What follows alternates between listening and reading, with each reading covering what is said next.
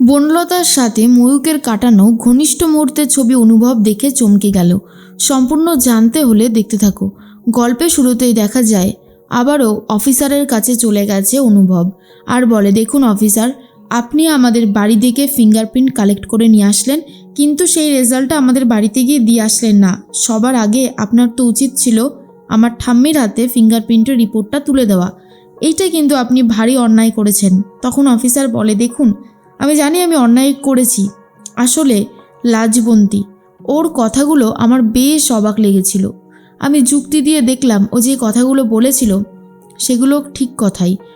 সবসময় যে আমরা পুলিশরাই ঠিক তেমন না, সাধারণ মানুষের কথাও ঠিক হয়। আপনি যাকে সন্দেহ করছেন বনলতা চ্যাটার্জি, তার ফিঙ্গারপ্রিন্টটাই আমরা সবথেকে বেশি পেয়েছি আর সেটাই আমাদের কাছে সন্দেহজনক লেগেছে। কারণ আপনার ঠাম্মির কাছে যখন আমরা প্রশ্ন করেছিলাম তখন উনি বলেছিল আলমারিতে হাত দিয়েছিল তার বড় বৌমা শর্মিলা। একবারও বনলতা চ্যাটার্জি 15 দিনের মধ্যে কোনোবার হাত দেয়নি আলমারিতে, আর সেই জন্যই সন্দেহটা তার প্রতি অনেক বেশিই ছিল। আর আমাদেরও সেটাই মনে হয় বনলতা চ্যাটার্জি চুরিটা করেছেন। এরপর লাজবন্তী আমাদের কাছে এসেছিল আর বলল, যদি আমরা গিয়ে বনলতা চ্যাটার্জির নামে সবটা জানিয়ে দিই আপনার সংসারটা নষ্ট হতে পারে। সবে সবে আপনারা বিয়ে করেছেন, কোথাও একটা মিসআন্ডারস্ট্যান্ডিং হয়তো হয়েছে, সব কিছু যদি নিজেরা মিটিয়ে নিতে পারেন তাহলে সব ঠিক হয়ে যাবে। আর আমরা যদি একবার ইনভলভ হয়ে যাই তাহলে কিন্তু ব্যাপারটা ঠিক ভালো হবে না। লাজবন্তী সেই কথাগুলো আমাকে বলেছিল, সেই জন্যই আমি আপনাদের কাছে যাইনি। অনুভব বলে, এইটা সন্দেহটা আমারও হচ্ছিল, কারণ এই বনলতা বারবার করে লাজুকে ফাঁসাতে চাইছিল, আর একটা নিরপরাধ মানুষকে ফাঁসিয়ে ওর যে কী লাভ আমি সেটাই বুঝতে পারছিলাম না। তবে এখন আমার কাছে সবটাই ক্লিয়ার যে ও ঠিক চুরিটা করেছে। কিন্তু অফিসার, আপনার তো এটা বোঝা উচিত ছিল কতগুলো লাখ টাকার গয়নাও চুরি করেছে, আর ওকে যদি আমরা এখন না ধরি তাহলে ওর এই চুরি ছাঁচড়ামি দিন দিন বাড়তে থাকবে, ও তো আশকারা পেয়ে যাবে, তাই না? অফিসার বলে, আপনি একদম ঠিক কথা বলেছেন, তো এই ব্যাপারটা আপনারা একটু ডিসকাস করে নিন, না হলে আমরা তো আছি। এরপর অনুভব থানা থেকে বেরিয়ে আসে আর ভাবে, না, লাজুর সাথে একটা হেস্তনেস্ত করতেই হবে। লাজু এত বড় একটা সত্যি কথা কেন চেপে গেল, কেন ও সবটা আমাকে খুলে বলল না? অন্যদিকে ময়ূক ভাবে, এখনো পর্যন্ত বনলতা কোনো টাকা পয়সা নিয়ে আমার সামনে আসলো না। ও ভেবেছে আমি হয়তো ওকে ফাঁকা হুমকি দিচ্ছি, কিন্তু না, এবারে যে আমি ওকে আর ফাঁকা হুমকি দেব না। এবারে এই সমস্ত ছবিগুলো আমি ওর বর অনুভব চ্যাটার্জিকে পাঠিয়ে দেব। ঘনিষ্ঠ মুহূর্তে যা যা ছবি ভিডিও ছিল সবটাই অনুভবকে পাঠিয়ে দেয় ময়ূক। এরপরেই লাজুর সাথে ফোনে কথা বলছিল অনুভব আর বলে, সেদিন আমি যেখানে তোমার সাথে মিট করেছিলাম তুমি চলে এসো। আমি জানি তোমার ইম্পর্টেন্ট ক্লাস আছে, তবুও তোমাকে আমার সাথে একটা বার হলেও দেখা করতে হবে, ভেরি ইম্পর্টেন্ট। আর অন্যদিকে দেখা যায় ফোনটা রাখতেই যখনই দেখে ফোনের মেসেজ নোটিফিকেশানগুলো, যখনই ছবিগুলো দেখে অনুভব পুরোপুরি অবাক হয়ে যায় আর বুঝতে পেরে যায় এই সেই ময়ূক যার সাথে লাজু বনলতাকে দেখে নিয়েছিল, কিন্তু বনলতা সেদিন পুরোপুরি ইগনোর করে গিয়েছিল। ভালোই হয়েছে ছবিগুলো আমার কাছে চলে এসেছে, সলিড প্রমাণ তো পাওয়া গেল। এর মাঝখানেই ঠাম্মির সাথে কথা বলতে থাকে ঠাম্মির বড় নাতি বলরাম আর বলে, ঠাম্মি তুমি চিন্তা করো না, পুলিশ তো এই বিষয়টাকে তদন্ত করছে, খুব শিগগিরই কোনো না কোনো একটা রেজাল্ট পেয়েই যাবে। এরপরেই তখন বনলতা বলে, পুলিশ তো মনে হচ্ছে যেন লাজুকে আড়াল করতে চাইছে। কিঙ্কিনি বলে, বনলতা তুমি আবার শুরু করলে? লাজু গরিব হতে পারে কিন্তু ও লোভী নয়, অন্তত আমরা সেটা বুঝে গেছি। আর তুমি তো ক্লেম করতে যে লাজু তোমার বেস্ট ফ্রেন্ড, আর বেস্ট ফ্রেন্ড কী কী করতে পারে তার কোনো আইডিয়া তোমার নেই। তখনই ঠাম্মি বলে, লাজু অভাবে থাকলেও ওর স্বভাব কখনো নষ্ট হয়নি। ওর সামনে যদি আমি আলমারি খুলেও রেখে দিই, একটা গয়নাও ওখান থেকে নেবে না, সেটুকু বিশ্বাস আর ভরসা ও এতদিন অর্জন করেছে। তখনই স্ত্রী বলে, এই আপনার এক ভারী দোষ মা, আপনি সব ব্যাপারটাকে খুব মায়ার মধ্যে দেখেন। ব্যাপারটা আপনি যদি ভেবে দেখেন ভুল কি কিছু?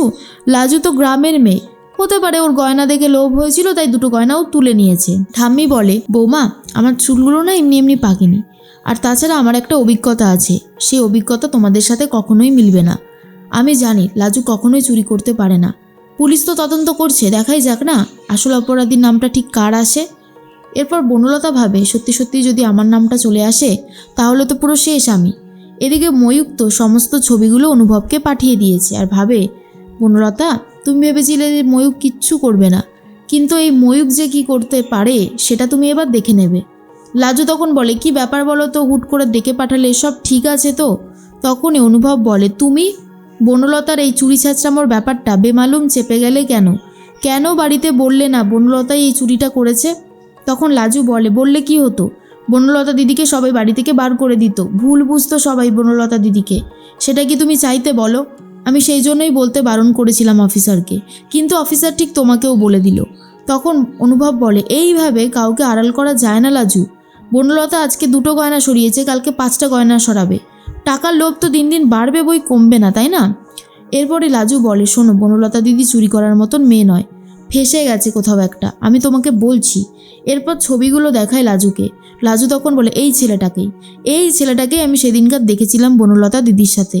হয়তো বনলতা দিদির সাথে পুরনো কোনো সম্পর্কের খাতিরেই বনলতা দিদিকে ব্ল্যাকমেল করছে, আর বনলতা দিদি ভয় পেয়ে ওকে টাকা দিয়ে যাচ্ছে।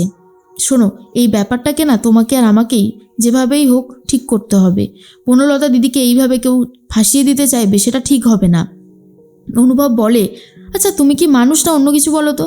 যেই মেয়েটা তোমাকে ফাঁসাতে চাইলো তুমি তাকেই বাঁচাতে চাইছো। আর এই যে বনলতা যে কেন পালিয়েছিল এবার আমি পুরোপুরি বুঝতে পারছি। যাক, ভালোই হয়েছে, এই সমস্ত প্রমাণ আমি আজকে বাড়িতে গিয়ে সবাইকে দেখিয়ে দেব। তখনই লাজু বলে, তুমি যদি এই প্রমাণগুলো সবাইকে দেখিয়ে দাও তাহলে আমি এটা প্রমাণ করে দেব গয়নাগুলো চুরি করেছি আমি। তখনই অনুভব বলে, লাজু তোমার কি মাথা খারাপ হয়ে গেছে?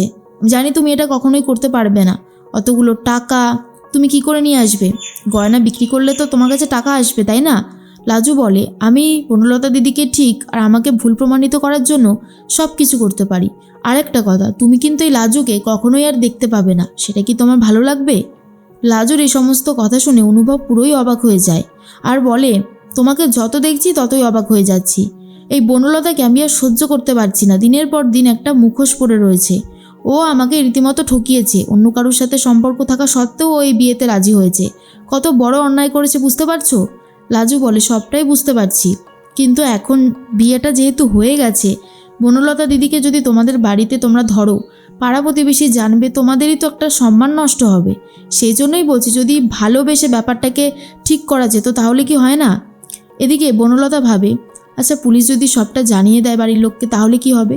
কিন্তু অনুভব, লাজু এরা সবাই যে জেনে গেছে সেটা বুঝতে পারছে না বনলতা, আর ভাবে পুলিশ ব্যাপারটাকে আড়াল করতে চাইছে কেন। এরপর অনুভব বাড়িতে চলে আসে। অনুভব বাড়িতে এসে ভাবে, ইচ্ছা করছে ছবিগুলো সবাইকে দেখিয়ে দিই, কিন্তু লাজু যেভাবে আমাকে বলল, লাজু যদি সত্যি আমার চোখের সামনে থেকে চলে যায় তাহলে সব থেকে বেশি কষ্ট হয়তো আমারই হবে। তাই অনুভব কি করবে বুঝে উঠতে পারে না।